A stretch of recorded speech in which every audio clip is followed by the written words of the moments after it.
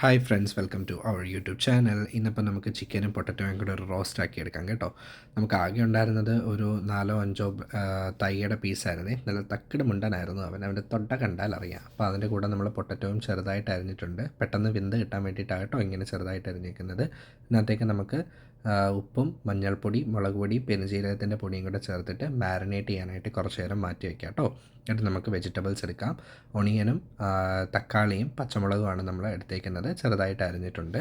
ഇത് കഴിഞ്ഞിട്ട് നമുക്കൊരു പാൻ അടുപ്പത്തേക്ക് വയ്ക്കാം. പാൻ ഒന്ന് ചൂടായി വരുമ്പോഴത്തേക്കും അതിനകത്ത് നമുക്ക് കുറച്ച് ഓയിൽ ഒഴിച്ച് കൊടുക്കാം കേട്ടോ. ഓയിൽ ഒഴിച്ച് കൊടുക്കുക. വളരെ കുറച്ച് ഓയിൽ മതി.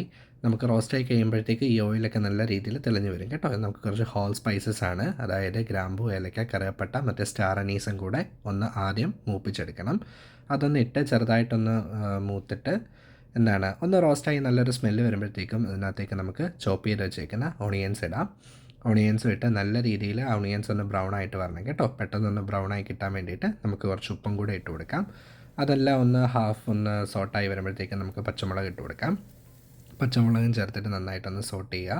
എന്നിട്ട് ജിഞ്ചർ ഗാർലിക് പേസ്റ്റ് ഇടാം. ജിഞ്ചർ ഗാർലിക് പേസ്റ്റ് വേണമെങ്കിൽ നമുക്ക് ആദ്യമേ ചേർക്കാം, അല്ലെങ്കിൽ ഇപ്പം വേണമെങ്കിലും ചേർക്കാം, അതിലൊന്നും പ്രശ്നമൊന്നുമില്ല. അതിൻ്റെ പച്ചമണം ഒന്ന് മാറി വരുമ്പോഴത്തേക്കും തക്കാളി ചേർക്കാം. തക്കാളി ചേർത്ത് ഒന്ന് ഇളക്കിയിട്ട് കുറച്ച് നേരം ഒന്ന് അടച്ചു വെച്ച് വേവിക്കണം കേട്ടോ. തക്കാളി ഒന്ന് പെട്ടെന്ന് വെന്ത് കിട്ടാൻ വേണ്ടിയിട്ടാണ് നമ്മൾ അടച്ചു വെച്ചിട്ട് വേവിക്കുന്നത്. അപ്പോൾ തക്കാളിയൊക്കെ നല്ല രീതിയിൽ വെന്ത് ഒന്ന് കുഴഞ്ഞ് വരുമ്പോഴത്തേക്കും ഇതിനകത്തേക്ക് നമുക്ക് ബാക്കിയുള്ള മസാലകൾ ചേർക്കാം. മുളക് പൊടി, മല്ലിപ്പൊടി, മഞ്ഞൾപ്പൊടി, ഗരം മസാല, പെരുംജീരകത്തിൻ്റെ പൊടി, ചിക്കൻ മസാല, ഇത്രയാണ് നമ്മൾ ചേർക്കുന്നത്. അപ്പം തീ ഒന്ന് കുറച്ച് വെച്ചിട്ട് ഈ പൊടിയെല്ലാം ചേർക്കുക.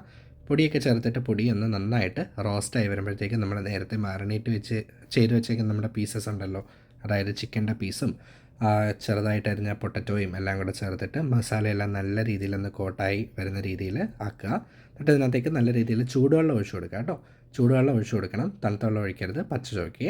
ഇപ്പോൾ ചൂടുവെള്ളം ഒഴിച്ചിട്ട് ഉപ്പ് വേണമെങ്കിൽ നോക്കിയിട്ട് ആവശ്യത്തിന് ഉപ്പും ചേർത്ത് കൊടുക്കുക. അടച്ച് വെച്ച് വേവിക്കുക.